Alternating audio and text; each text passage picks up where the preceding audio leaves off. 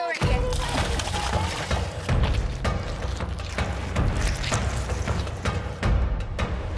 Picture this. You're having a nice, relaxing walk on a private beach without a care in the world.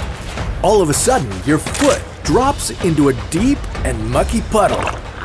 You struggle to pull your leg out, but it just won't budge.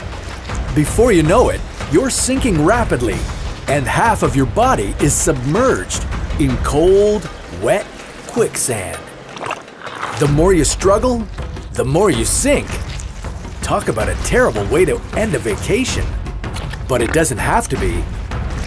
Here's how to survive falling into quicksand.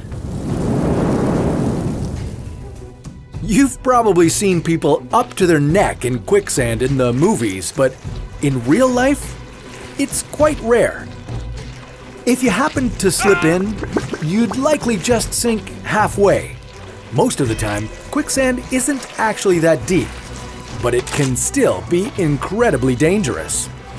If you're trapped and there's no one around to help you, you could suffer hypothermia, dehydration, or even suffocation. You might also be an easy target for hungry predators. And if you're close to the water, watch out for the tides coming in or heavy rainfall. Hope you packed a snorkel. How could you stay afloat in quicksand? What signs of quicksand should you look out for? And could you rescue yourself if you're all alone? Quicksand is found all over the planet, but is most common near coastal areas, marshes, and riverbanks. There's even dry quicksand that can be found in deserts. Unlike mud or regular sand, quicksand is a non-Newtonian fluid, meaning it's solid in one state, but if anything agitates it, it quickly turns to liquid, causing you to sink deeper and deeper. So, what should you do in this scenario? Step 1, stop moving. First things first, don't panic and don't move.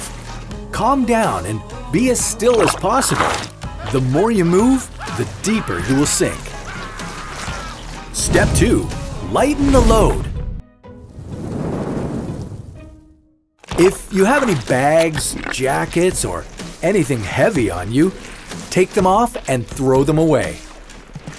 I'm sorry, but it's you or the bling. Less weight means you'll sink less quickly. Step 3, grab onto something.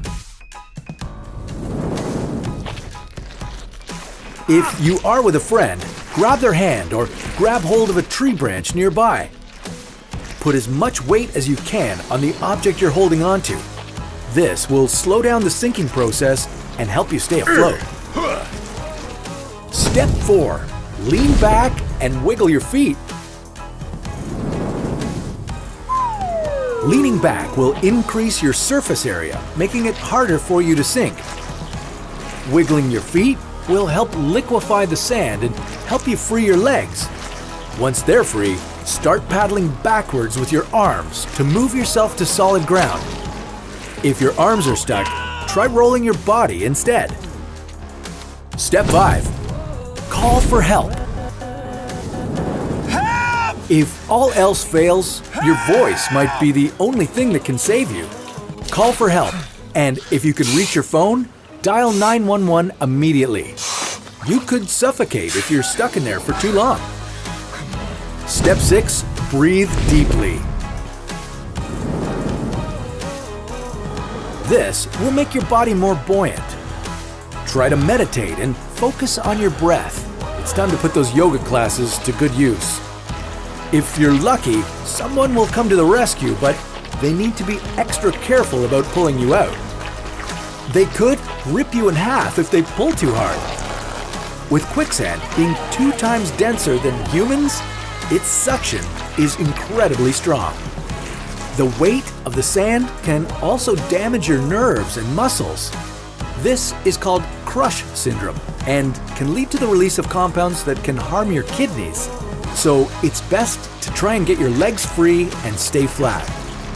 This will alleviate pressure on your muscles and organs and let you safely return to the surface. Dying from quicksand isn't common, but it can still happen. Next time you're traveling, educate yourself ahead of time about the dangers and risks in the surrounding area.